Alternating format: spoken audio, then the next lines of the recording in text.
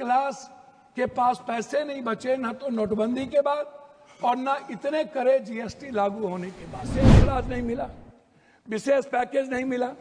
बंद पड़े फैक्ट्री, डालमिया नगर से शुरू करता हूं, चीनी मिल, पेपर मिल, दालचीनी मिल, सिल्क मिल, बंदूक फैक्ट्री आप उठाइए। और नागा, और जो नेता वहां जाते हैं और जो बड़े पैसे वाला, उनको भी डुबकी लगा के मर जाना चाहिए ताकि इन लोगों का कल्याण हो जाए।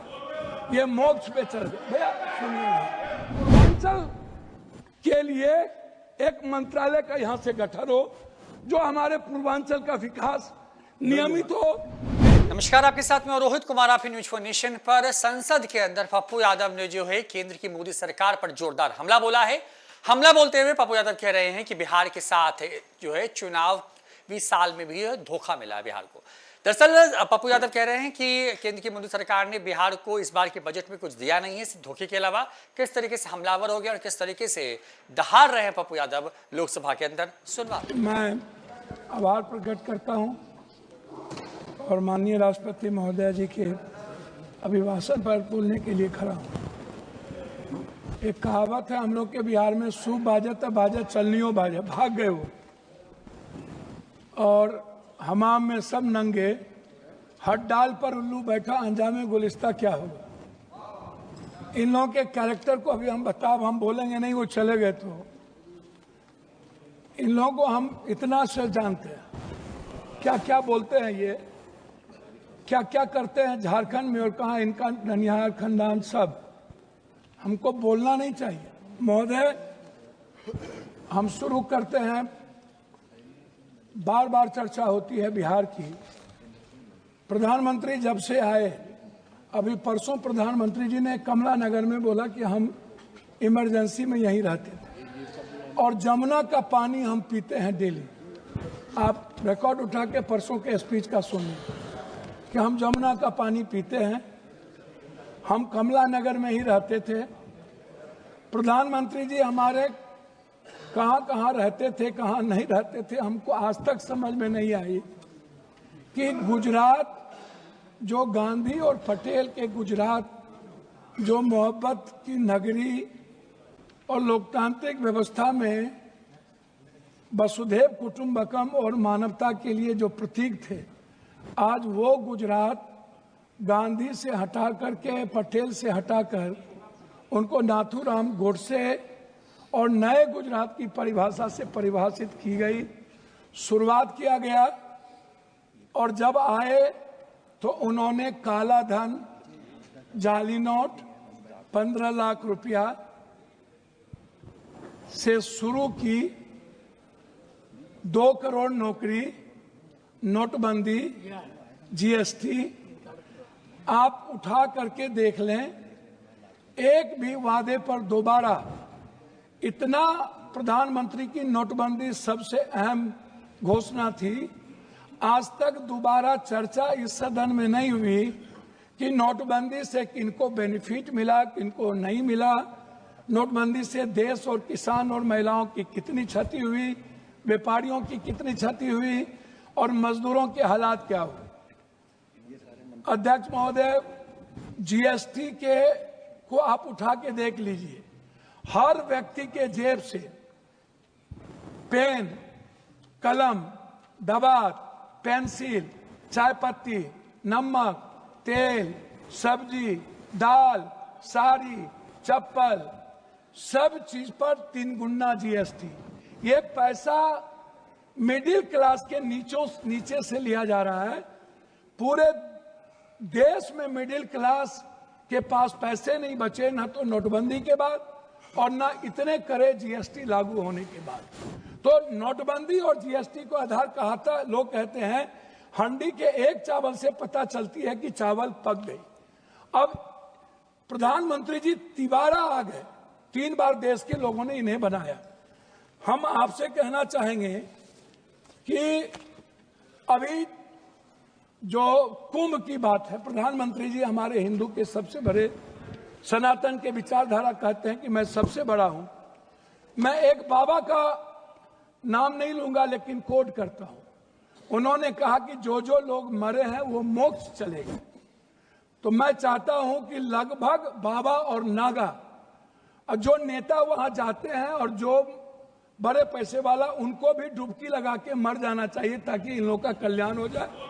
ये मोक्ष पे चल जाए। भैया सुनिए, मोक्ष में चले जाएं। बाबा लोग वो बोलते हैं कि बाबा ने कहा कि मोक्ष में चले गए, तो मैं चाह रहा हूं कि ऐसे बाबाओं को मोक्ष में चला जाना चाहिए।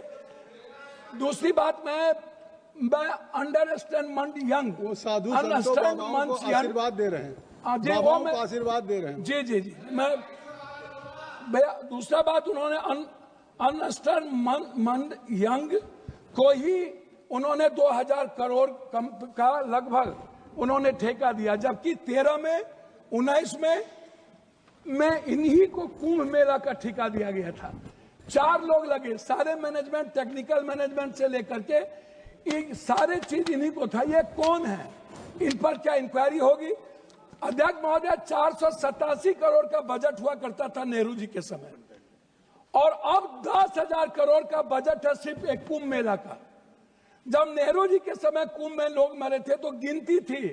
जब दुनिया में सोशल मीडिया, इतने बड़े मीडिया प्लेटफॉर्म पे इतना बड़ा बड़ा हमारा मीडिया है, सब कुछ है, एक बार गिनती नहीं हुई, जबकि 600 से लगभग लोगों का कहना है, वहां आंखों देखे, मेरा नहीं कहना है, कि 300 और 600 के लगभग लोगों की लाशें गई और उसको हिंदू रीति से नहीं जलाया गया।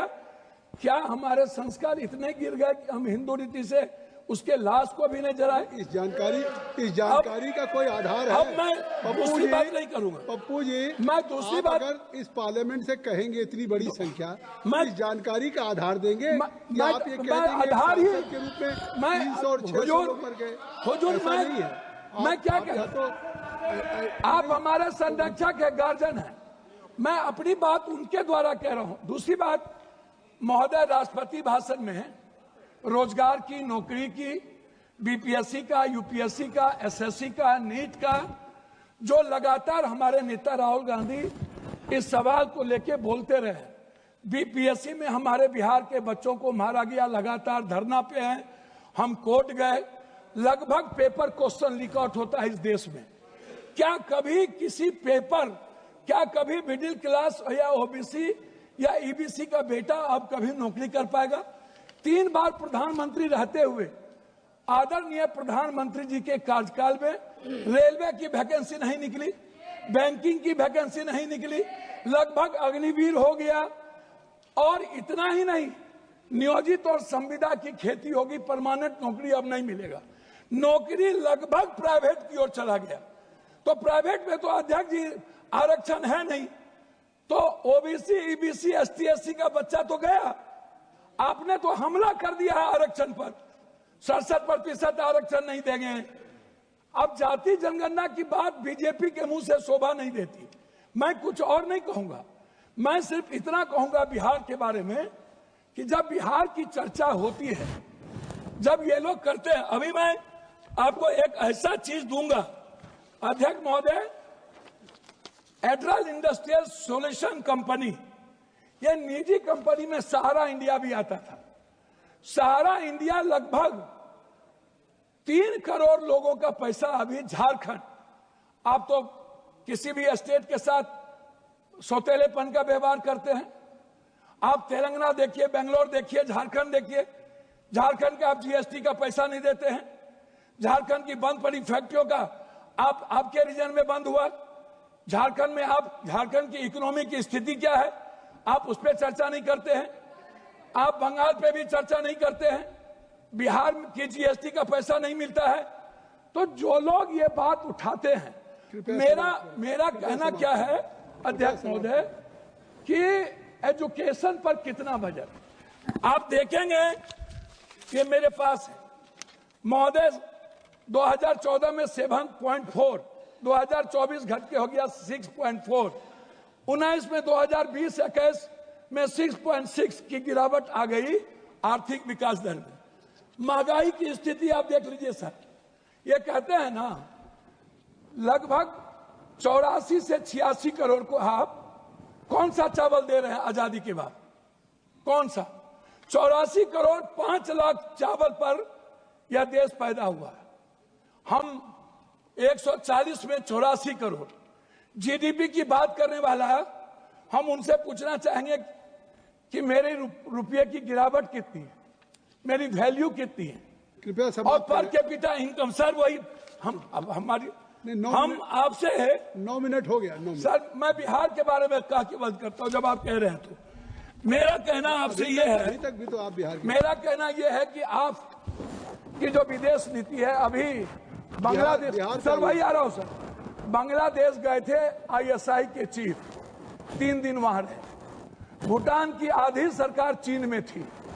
हमारे प्रधानमंत्री बहुत मजबूत हैं। नेपाल के बॉर्डर पर पूरा का पूरा चीन का एयरपोर्ट बन गया, पूरा। सर पोखरा में जाके देखिए, वहां के सैनिक चैन के उतरते हैं। सर ASI के एजेंट क्या कर रहा था? सर भूटान के मंत्री चीन में आज 15 दिनों से क्या करते हैं?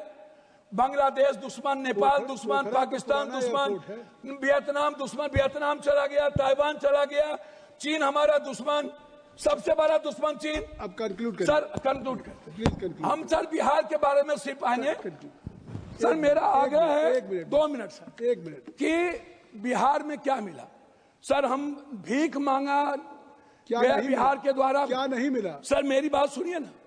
विशेष राज नहीं मिला, विशेष पैकेज नहीं मिला, बंद पड़े फैक्ट्री। डालमिया नगर से शुरू करता हूं, चीनी मिल, पेपर मिल, दालचीनी मिल, सिल्क मिल, बंदूक फैक्ट्री आप उठाइए, आप उठा करके देखिए। सिल्क मिल, जूट मिल। सर मेरे यहां बनमनखी में चीनी मिल बंद हो गया। जब फैक्ट्रियां नहीं रहेगी, जब फूड प्रोसेसिंग पर हम फैक्ट्रियां नहीं देंगे, जब हम मछली उत्पादन को फैक्ट्रियां, बार बार चर्चा होती है। सर मैं बात को खत्म कर रहा हूं। मैं अपने क्षेत्र की बात करूंगा। सर मैंने अपने क्षेत्र में मैंने कहा कि हमारा जो बॉर्डर है बांग्लादेश नेपाल, इस इलाके में एक एम्स मैंने पूर्णिया के लिए मैंने डिमांड किया। मैं सभी जगह सब स्टेट में 2-3 हाई कोर्ट बेंच है, लेकिन मैंने आग्रह किया कि हाई कोर्ट बेंच हमको कम से कम पूर्णिया में। सर 1 मिनट करेंगे सर, एक मिनट। हमने मांगा हमको हाई कोर्ट बेंच दिया जाए। सर हाई कोर्ट बेंच अभी तक जब आपकी बात। सर 1 मिनट, हमने IIT की बात हमने की सर पूर्णिया के लिए। Sir 1 minute.